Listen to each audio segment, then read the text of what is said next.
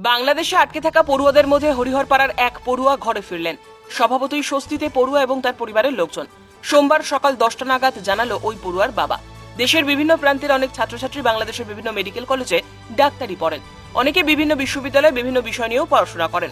কোটা নীতির বিরোধিতায় বেশ কিছুদিন ধরেই উত্তপ্ত গোটা বাংলাদেশ। নানা রকম সূত্রে নিহতের সংখ্যা নানা রকম শোনাচ্ছে। অগ্নিগর্ভ পরিস্থিতিতে বাংলাদেশে আটকে পড়েছিলেন দেশের অনেক পড়ুয়াই। বাড়ি ফিরতে না পারায় উৎকণ্ঠায় ছিলেন পড়ুয়া এবং তাদের পরিবারের লোকজন। হরিহরপাড়া বাজার এলাকার বাসিন্দা নাসিম হাসান বিশ্বাস ঢাকার মিরপুরের ডেল্টা মেডিকেল কলেজে ফাইনাল ইয়ারের ডাক্তারি পড়ুয়া। ছাত্র পুলিশ সংঘর্ষে আটকে পড়েন তিনি। রবিবার রাতে বাড়ি ফিরেছেন। বাড়ি ফেরার পর পরিবারের লোকেদের সামনে দুর্বিষহ নিজের অভিজ্ঞতার কথা শোনালেন। নাসিম জানান, গত 18 তারিখ দুপুরে তাদের কলেজে হামলা চালায় একদল দুষ্কৃতিকারী। হামলা চালায় একদল আন্দোলনকারী। হামলাকারীদের হাতে খুন হন ডেল্টা মেডিকেল কলেজ সংলগ্ন হাসপাতালের এক কর্মীও। ভাঙচুর চালানো হয় হাসপাতালে। মেডিকেল কলেজ সহ বিভিন্ন শিক্ষা প্রতিষ্ঠানে মেডিকেল কলেজে হামলার সময় হোস্টেলেই ছিলেন পড়ুয়ারা। অবশেষে বাড়ি ফিরতে পেরে খুশি পড়ুয়া সহ তার পরিবারের লোকজন। স্টুডেন্ট যখন প্রোটেস্ট করা শুরু করলো তখন পুলিশরা শুট আউট করে স্টুডেন্টের উপর।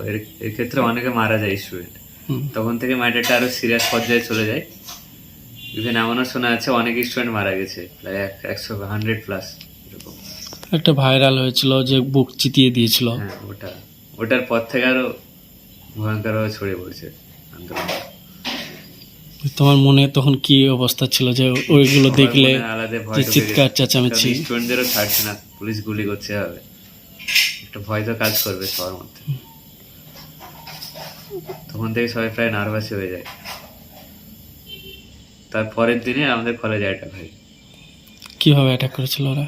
পাশে একটা গভর্নমেন্ট কলেজ আছে, ওখানকার স্টুডেন্ট রয়েছে। রিসেপশনে যত কাজ আছে সব ভেঙেছে, স্টাফদের মারধর করেছে। স্টুডেন্টদের মেরেছে, লোকাল স্টুডেন্ট ফিরলো। ওখান থেকে ফ্লাইট পেয়েছিল, ফ্লাইট থেকে কলকাতা বিমানবন্দর নামে, বিমানবন্দর থেকে ট্যাক্সি করে স্টেশন যায়, স্টেশন থেকে ট্রেনে ফিরে পারে। আজকে ছেলেকে পেয়ে খুব আনন্দিত, গর্বিত। কি মনে হচ্ছিল যে কখন ফোন করে, কখন ফোন করবে, কখন আসবে বাড়ি? সবসময় রাস্তার দিকে চাইছিলাম যে কখন আসছে, কি বৃত্তান্ত কোনো ফোনে পাচ্ছিলাম না, যখন খুব দুশ্চিন্তায় ছিলাম। আজকে খুব আনন্দিত। আজকে কখন লাস্ট ফোন করেছিল? যখন এয়ারপোর্ট থেকে নামে তখনই ফোন করে। আচ্ছা, কটা নাগাদ? ওই 12:30। ব্যুরো রিপোর্ট, উত্তরের প্রহরী।